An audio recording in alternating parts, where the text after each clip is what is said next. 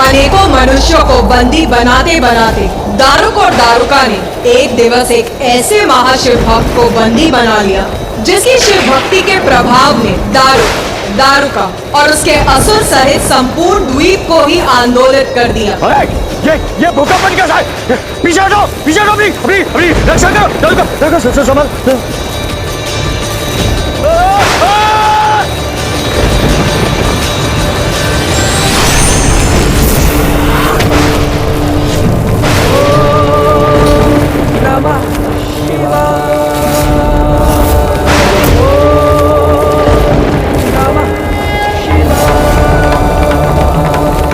महादेव,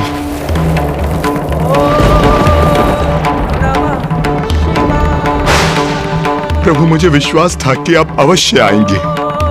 पुत्र सुप्रिय, मैं अपने भक्तों के लिए सदा प्रस्तुत होता हूं। मैं तुम्हारी प्रार्थना व्यर्थ नहीं होने दूंगा। वाह वाह, क्या भक्ति है शिव भक्त की। भक्त ने भगवान का आह्वान किया, ओम नमः शिवाय, ओम नमः शिवाय। भगवान प्रकट भी हो गए। वाह प्रभु, अब आप आ ही गए हैं तो आपका आदर सत्कार किया जाएगा। भाई आइए, आप आसन ग्रहण कीजिए, आसन ग्रहण कीजिए। यहाँ नहीं, यहाँ का अधिपति मैं हूँ प्रभु। आप भगवान होंगे कैलाश के, अपने भक्तों की रक्षा आप कैलाश पे कर सकते हैं, मगर यहाँ जीवन और मृत्यु का निर्णय मैं लेता हूँ प्रभु। तो आज आयोजन किया जा रहा है आपके भक्त की मृत्यु का। आप क्या करेंगे? यहीं कहीं बैठकर आप इस कार्यक्रम का आनंद ले सकते हैं, मगर आप इसमें हस्तक्षेप नहीं कर सकते प्रभु, वरना परिणाम बहुत ही बुरा होगा। अरे तुम खड़े खड़े मुंह क्या देख रहे हो? प्रवचन सुन रहे हो क्या? महादेव कुछ नहीं करेंगे। मेरी पत्नी को मां आदिशक्ति का वरदान है और हम सब असुर मेरी पत्नी दारुका के वरदान से रक्षित हैं। कुछ नहीं होगा, मारो।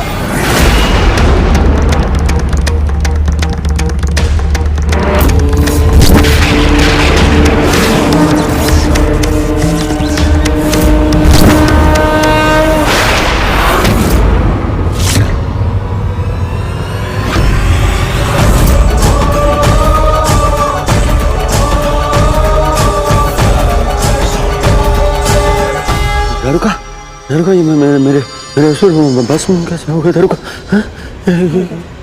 ये क्या हो गया? दारुका, देखो।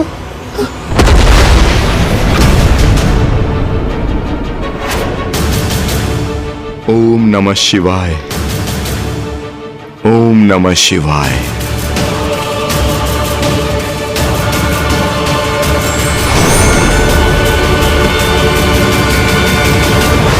हर हर महादेव, हर हर हर महादेव, हर हर हर महादेव, हर हर हर महादेव।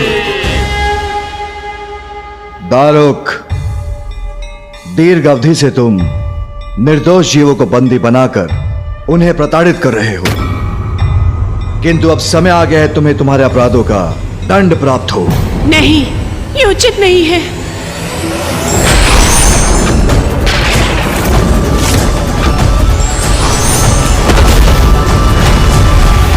इस प्रकार तो महादेव हम सभी असुरों का वध कर देंगे। अब तुम्हारी बारी है दारुक। जब तक तुम जीवित रहोगे, निर्दोष निर्बल असहाय लोगों को कष्ट ही दोगे, जो अब मैं और होने नहीं दूंगा। इसलिए अब तुम्हारा अंत ही उचित है। मेरा अंत होगा शिव के द्वारा, महादेव के द्वारा? कैसे संभव है? मैं कैसे करूंगा अपनी रक्षा? नहीं, ये नहीं हो सकता। ये कदापि नहीं होने दूंगी मैं।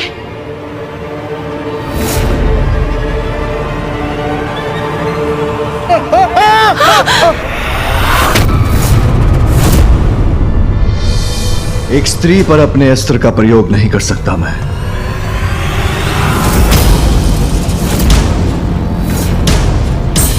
महादेव मुझे देखकर दुविधा में पड़ गए। मेरी युक्ति सफल हो गई।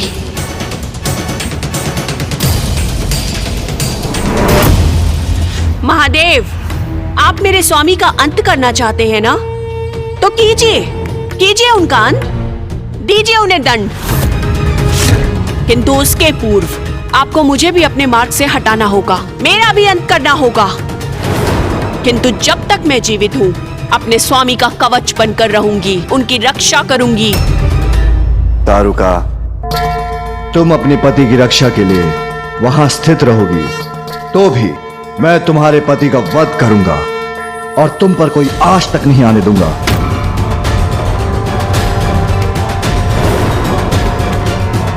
नहीं, ऐसा कदापि नहीं करेंगे आप महादेव।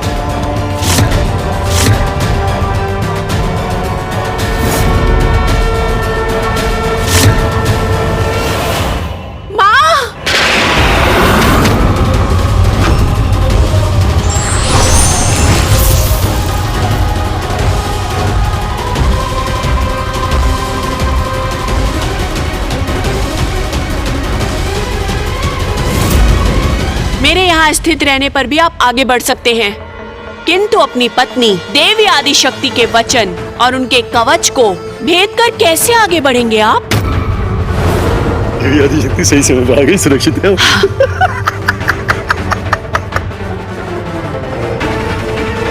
चलो अच्छा हुआ, देवी आदिशक्ति समय रहते आ तो गई, अब कुछ नहीं हो सकता मुझे, सुरक्षित हूं मैं।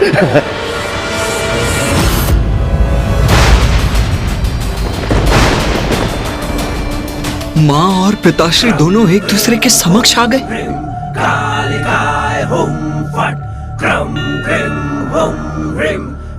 माता, दारुका ने तो आपकी आदिशक्ति के रूप को ही ढाल बना लिया, वो भी पिताश्री महादेव के विरुद्ध।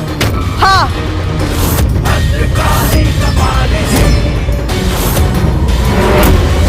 मैं अत्यंत दुखी थी उस दिवस। मेरी ही शक्ति मेरे ही स्वामी महादेव को रोकने में बाधा बन रही थी, अति हो रही थी ये। किंतु मैं भक्त को दिए गए वरदान के कारण विवश हो रही थी।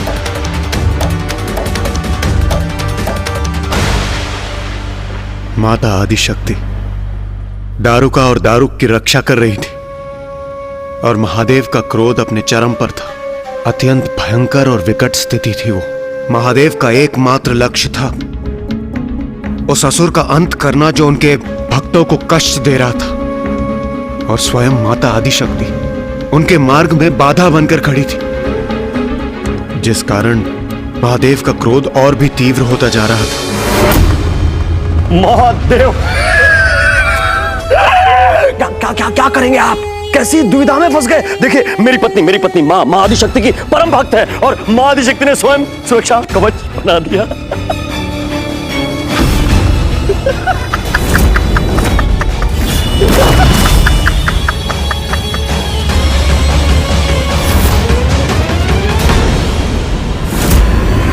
नहीं स्वामी,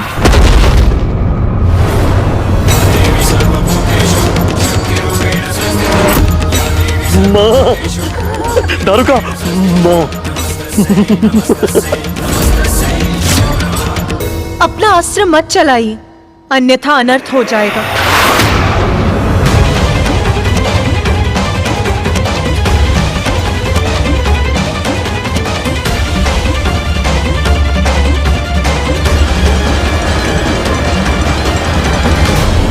स्वामी, यदि आपकी और मेरी शक्ति का टकराव हुआ तो ऐसा विध्वंस होगा जिससे सृष्टि नष्ट हो जाएगी। मैं विवश हूँ स्वामी, संतान की रक्षा तो मुझे करनी ही हो, फिर भले ही वो संतान भटकी हुई ही क्यों ना। नारी, मां हैं आप, इसलिए आपका भावनाओं के अतिरिक्त में बहना स्वाभाविक है। किंतु तनिक विचार कीजिए, क्या ये उचित है आपके वरदान का आश्रय लेकर ये दोनों परजीवों के समान जीवन जिए, सभी को कष्ट पहुंचाएं, सभी को आहत करके उन्हें अपना आहार बनाएं, जो अन्य सभी को असुरक्षित कर उनकी रक्षा करने में आपको पीड़ा नहीं होती?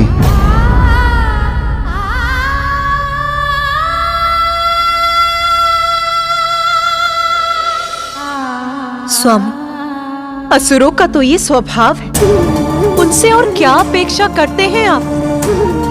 उनके आराध्य को कितनी भी पीड़ा पहुंचे, फिर भी वो वही करते हैं जो उनकी इच्छा होती है। उसकी तामसी प्रवृत्ति आपसे छिपी नहीं है स्वामी। दारुका की भक्ति ने मुझे विवश कर दिया है स्वामी।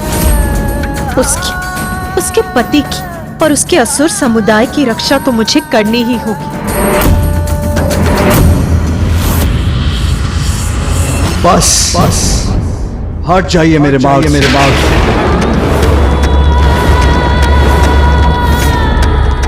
नहीं, कदापि नहीं स्वामी। मैंने कहा ना आपसे, हट जाइए। मैं ऐसा नहीं कर सकती स्वामी।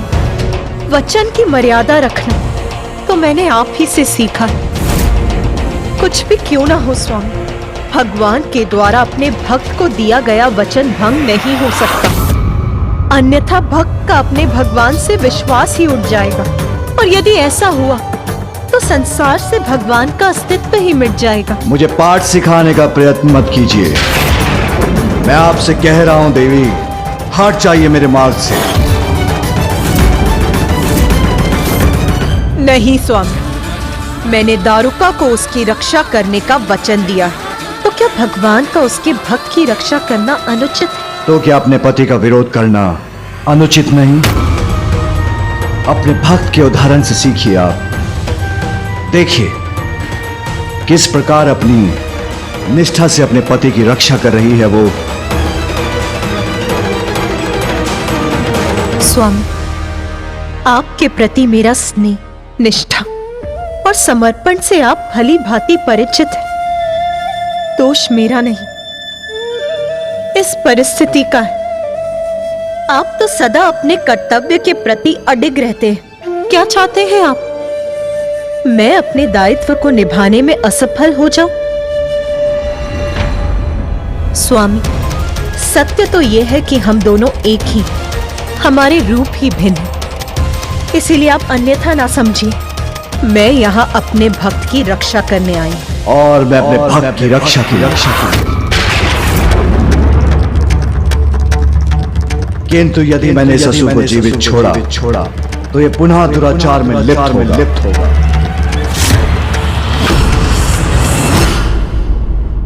तो ठीक है स्वामी, हम दोनों अपने अपने स्थान पर उचित हैं। आप अपना धर्म निभाइए और मैं अपने दिए हुए वचन को निभाती हूँ।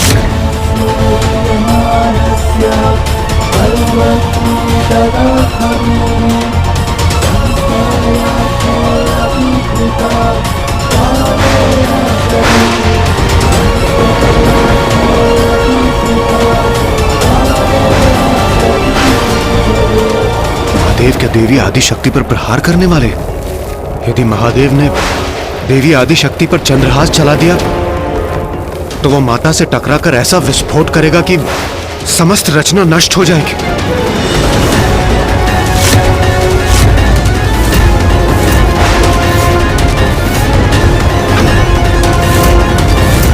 माता और महादेव के मध्य का ये टकराव सृष्टि के लिए संकट उत्पन्न कर रहा है। इस स्थिति में हम हस्तक्षेप करें भी तो कैसे? महादेव और माता ही शांत होकर इस संकट को दूर कर सकते हैं।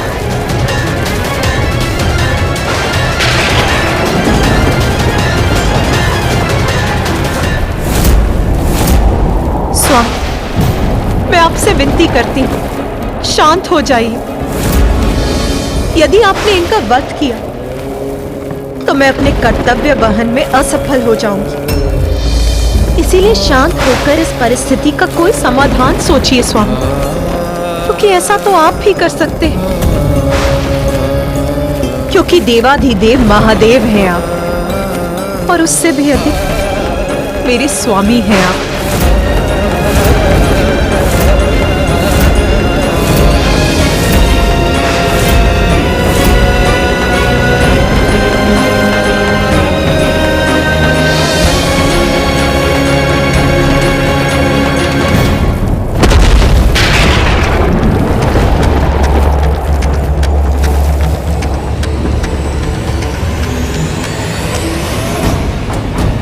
शिव ने अपना अस्त्र झुका तो दिया, तो क्या अब मैं सुरक्षित हो गया? अच्छा। तो माता शांत हो गए थे ना पिताश्री? उन्होंने समस्या का कोई समाधान भी तो ढूंढ लिया होगा, है ना माता?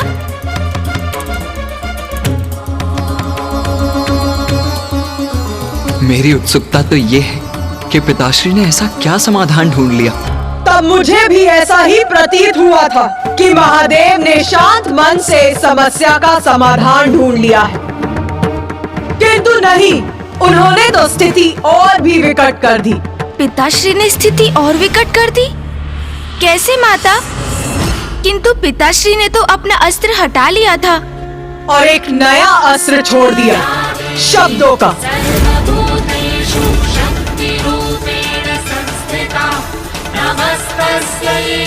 शब्दों से अधिक घातक कोई अन्य अस्त्र नहीं होता। अपने शब्दों से उन्होंने स्थिति में ऐसी जटिलता उत्पन्न की कि मुझे भी उनके विरुद्ध अपने शस्त्र उठाने पर विवश होना पड़ा। माता ने पिताश्री के विरुद्ध शस्त्र उठा लिया? दारुक, यदि आदि शक्ति तुम्हारी सहायक है तो मैं भी सुप्रिया जैसे सात्विक भक्तों के साथ खड़ा हूं। तो उचित है, एक निर्दोष भक्त की रक्षा और उसकी सहायता हेतु आज मैं एक नवीन विधान की घोषणा करने जा रहा हूं। ये क्या कर रहे हैं स्वामी? और मैं घोषणा करता हूं, आज से दारुक वन में वही वास करेगा जिसके विचार सात्विक होंगे। जो यहां पर सात्विक विचारों का त्याग करेगा उसे या तो वन छोड़ना होगा, अन्यथा उसकी मृत्यु हो जाएगी, उसकी मृत्यु हो जाएगी, उसकी मृत्यु हो जाएगी, उसकी मृत्यु हो जाएगी।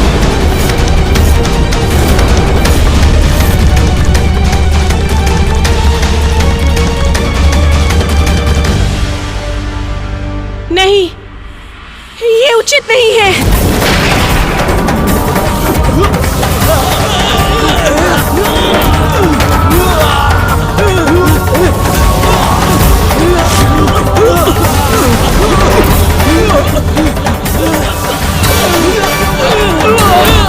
माँ, रक्षा कीजिए माँ, आप मुख दर्शन क्यों बनी है? माँ रक्षा कीजिए, रक्षा कीजिए माँ।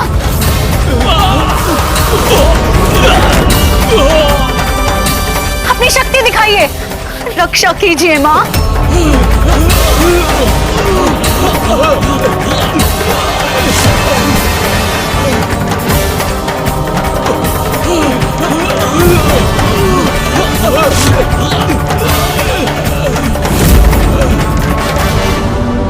माँ, मेरे सभी असुर मृत्यु को प्राप्त हो रहे हैं। माँ, ये कैसी आपकी जय?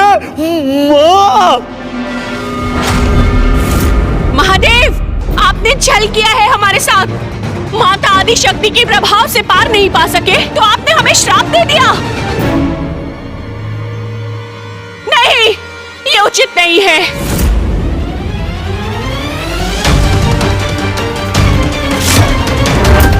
माँ, रक्षा कीजिए माँ, आपने वचन दिया था माँ।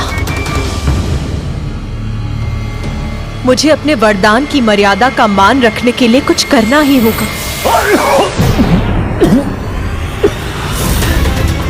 स्वामी, स्वामी,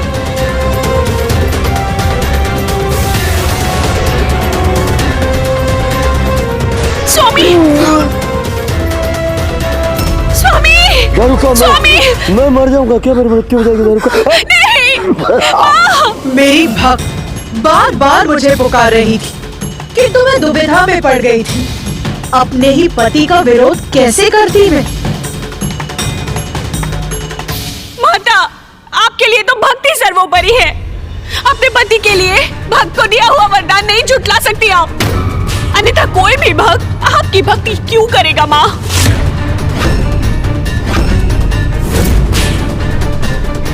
माता, मेरी गुहार सुनिए माता, हमारी रक्षा कीजिए माता।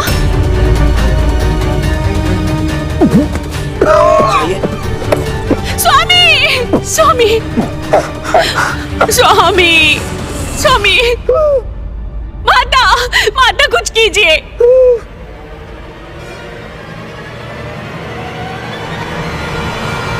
महादेव,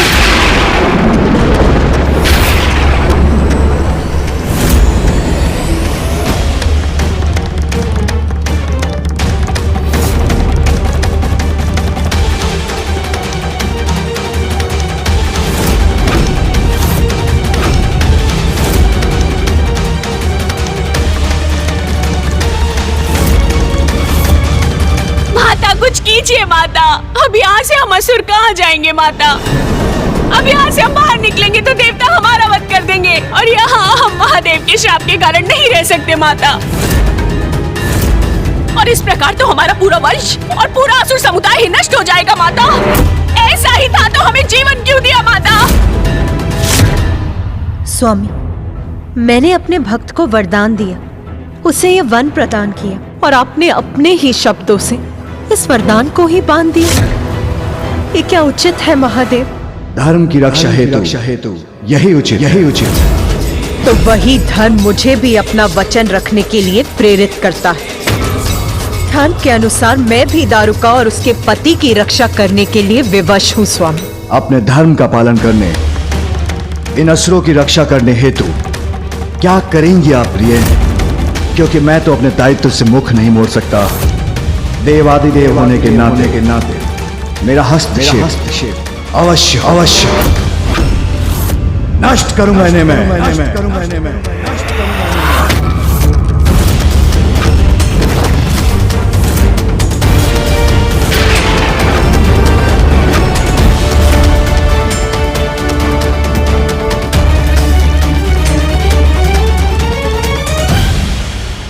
मैं ये वचन देती हूँ, दारुका, तुम्हारा वंश और असुर समुदाय सृष्टि के अंत तक यहाँ सुरक्षित रहेंगे।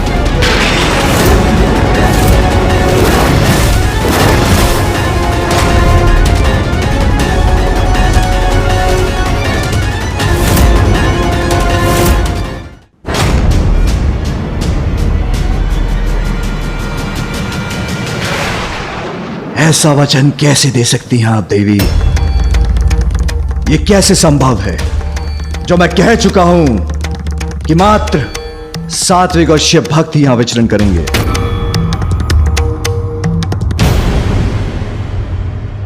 और मेरा वरदान ना, मैंने दारुका और उसके असुर समुदाय को यहाँ सुरक्षित रहने का वरदान दिया है और आपका वरदान मेरे वरदान में बाधक बन रहा है।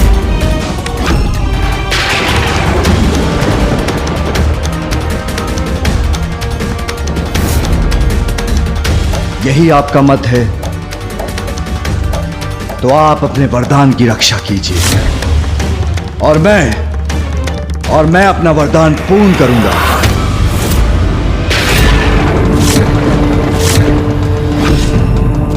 स्वामी, तो क्या आपकी इच्छा है कि मेरा और आपका टकराव? नहीं, मैं मात्र अपने वरदान की रक्षा करना चाहता हूं, जिसके लिए मुझे कोई भी संघर्ष स्वीकार है।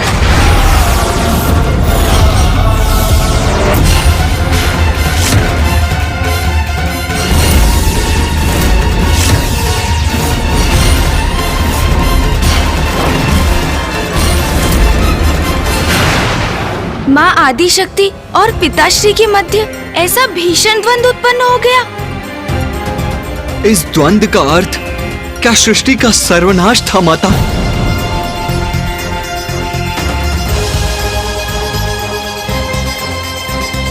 ये तो मेरी समझ के परे है माता। अभी तो सृष्टि का आरंभ ही हुआ था और आपने अपनी भक्त की रक्षा के लिए जो किया कि उसके लिए इतना बड़ा मूल्य चुकाना, संपूर्ण रचना को संकट में डालना, ये उचित था माता। माता, आपके और पिताश्री के मध्य ये द्वंद्व ब्रह्मांड की दो सर्वोच्च शक्तियों के विनाशकारी टकराव का अर्थ तो सृष्टि का सर्वनाश है। सृष्टि ना रहे तो आपके भक्त कहाँ रहेंगे माता? उचित कहा तूने गणेश, किंतु उस समय महादेव और मेरा क्रोध अपने चरम पर था। अपने भक्त की रक्षा हमारा धर्म, हमारा कर्तव्य और हमारा एकमात्र सत्य था और हम दोनों ही अपने अपने सत्य पर अड़िग थे।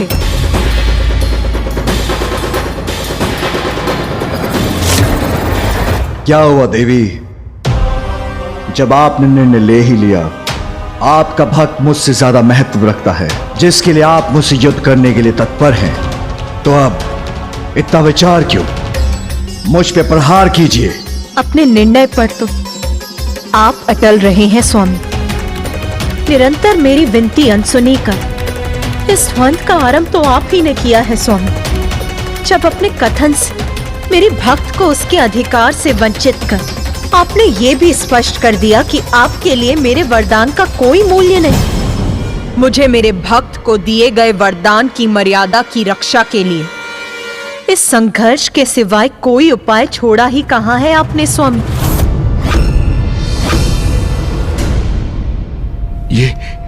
ये क्या हो रहा है? महादेव और मां आदिशक्ति का वाक युद्ध तो अब वास्तविक युद्ध में परिवर्तित होने जा रहा है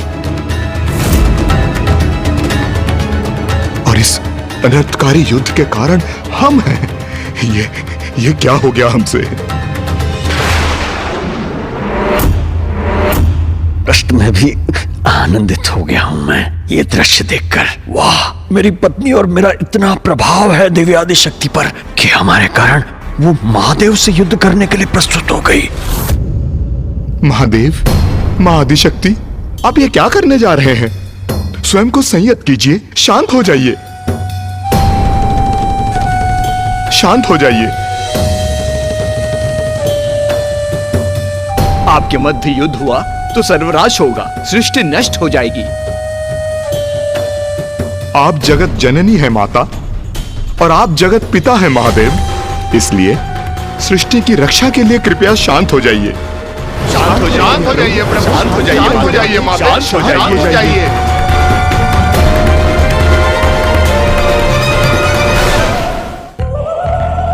वहां उपस्थित सभी मनुष्य अपने कष्ट भूलकर हमसे गुहार लगा रहे थे, मुझसे और महादेव से विनती कर रहे थे और मैं उनकी गुहार सुनकर असमंजस में डूबती जा रही थी। एक और तो मैं एक स्त्री थी, एक पत्नी थी जो अपने पति के विरुद्ध जाने के लिए विवश हो रही थी, किंतु दूसरी ही ओर मैं अपने भक्तों के लिए माँ भी थी और जगत जननी होने के कारण जगत का विनाश होते हुए नहीं देख सकती थी। इन सभी दायित्वों का अंतर्बोध मुझे व्याकुल कर रहा था। अपने ही आधार को कोई क्षति कैसे पहुंचा सकता है भला?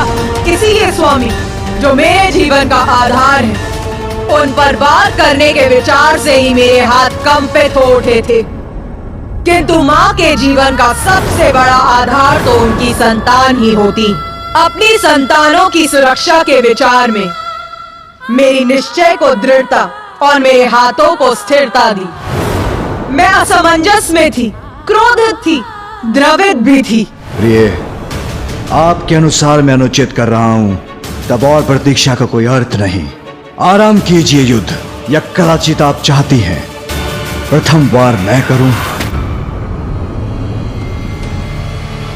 स्वामी, आप ही कीजिए प्रथम बार, द्वितीय बार और अंतिम बार, और क्यों ना समस्त प्रहार आप ही कीजिए स्वामी।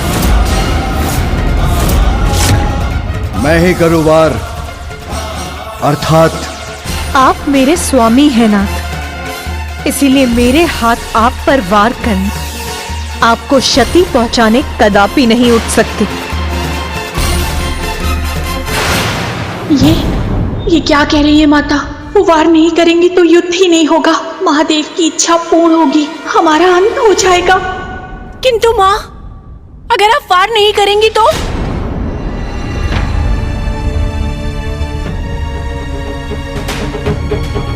मैं आप पर वार नहीं करूंगी स्वामी, किंतु इसका अर्थ ये नहीं कि मैं अपने भक्तों की रक्षा भी नहीं करूंगी। मैं उनके समक्ष उनका कवच बनकर रहूंगी। यदि आप उन तक पहुंचना चाहते हैं तो आप मुझे भेद कर, मुझे नष्ट कर उन तक पहुंचेंगे। अब ये कैसी युक्ति है आपकी? युक्ति नहीं स्वामी, ये प्रेम है एक स्त्री का अपने प्राणनाथ के प्रति।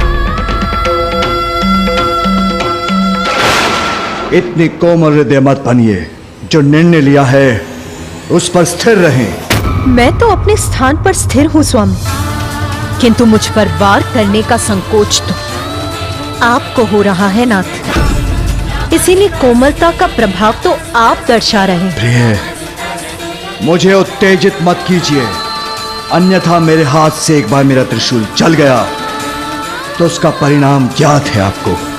आपके त्रिशूल का प्रहार तो सहर्ष स्वीकार करूंगी मैं स्वामी। ये तो मेरा परम सौभाग्य है नाथ। देवी, इसके पूर्व की बहुत विलंब हो जाए, मैं अपना नियंत्रण खो बैठूं। हट जाइए मेरे मार्ग से।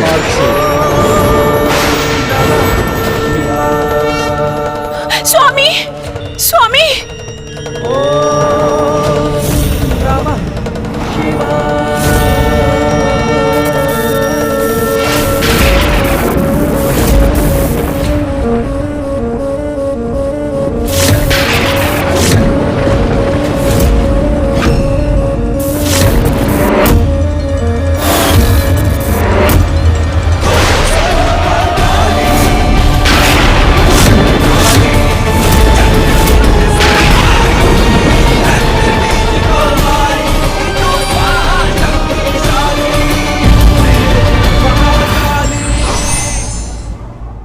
वचन की रक्षा स्वयं के निजी स्वार्थ से भी सर्वोपरि है। यही संदेश भगवान अपनी लीला के माध्यम से देते हैं।